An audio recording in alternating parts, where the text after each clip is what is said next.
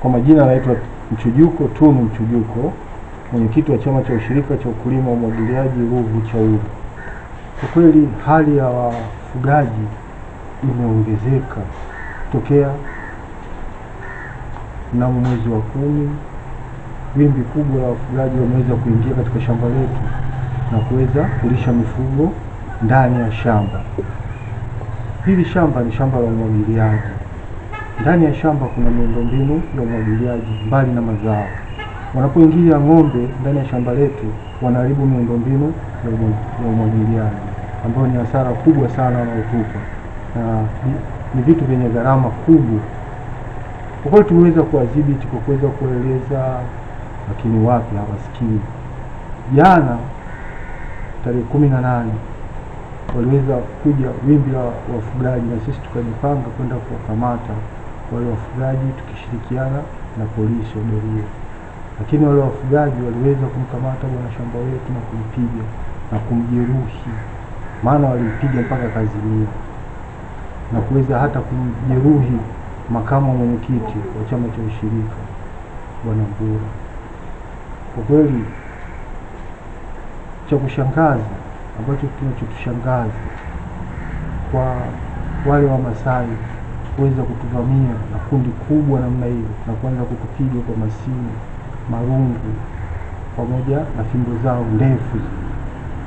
Kwa kweli vita ilikuwa ni kubwa sana mpaka kuweza kujeruhi bwana shamba wetu pamoja na makamu mwenyekiti wa chama cha ushirika. Hivi sasa nakuongea wako hospitali wakipata matibabu. Wamemvunja mkono mara 3, wamempiga kichwani, wamempiga kwenye mbavu kiasi kwamba mbavu inasemekana zimecrack.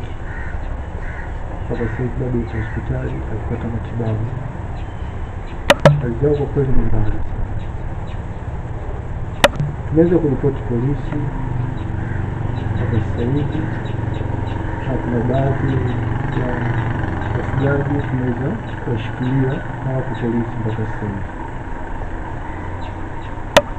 Sisi kama taasisi na ushirika inayoshughulika na kilimo, na hii hapa hii ni jinai, na sisi tunashughulika na kilimo, mambo yote ya kilimo, na jinai zote zinapotokea katika taasisi kama hii lazima sheria ichukue mkondo wake, lazima tufuate sheria ambayo taratibu zinachukua.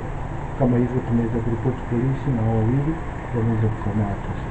Abdalla Mohamed Bangu ni mkulima hapa tokea 2001. Sisi hapa kinatugawa sana sasa, kinatusumbua sana ni swala la ufugaji. Na swala la ufugaji ukija kuangalia hawa wafugaji wanaokuja ni sio wakazi wa hapa, maana kama kutoka nje ya mkoa mwingine wanakuja mkoa mwingine baada ya kuona huko mazingira. Sasa kuja kuangalia sisi hii skimu yetu inaharibika sana na ng'ombe. Sasa nafika kipindi vitu kweli mfereji gharama zinazotumiwa na wao leo. Sasa tunajaribu kwamba kidogo kuelekezana. Sasa kama hivyo, mfano jana mtaalamu wetu kaja kapasuliwa, umeelewa. Haya, amekuja vijana wengine, maana kwamba kuja support nao wamekuja wamepasuliwa, na sasa hivi wanatembea na pikipiki zao wanaangalia kwamba leo je, askari leo wao wapo au askari hamna. Lakini ishafika maana kwamba ni jioni saa 12, je askari hamna, wanaingiza tena ng'ombe. Sasa tunaomba sasa kama viongozi, hii gharama inayotumika sasa hivi wanataka kukarabati kama hili shamba bila kuweka miundombinu ya kutengeneza hao wafugaji, kwa kweli tutapata hapa ni hasara. Hatimaye serikali tutaona sisi ni wazembe, lakini sasa chombo cha dola ndio kitu cha kwanza hao ondoke, sababu hapo kuna baadhi ya mnada huu kwa hapa pembeni wao ndio kwa kama ndio walisho yao, baada ya ng'ombe kufanikiwa kwamba washakuwa wanene wanabeba wanapelekwa mjini, ndio wao wanatusumbua kila siku miundombinu kwa sisi. Kwa hiyo mimi ndio hiyo, kwa tunaomba msaada wenu.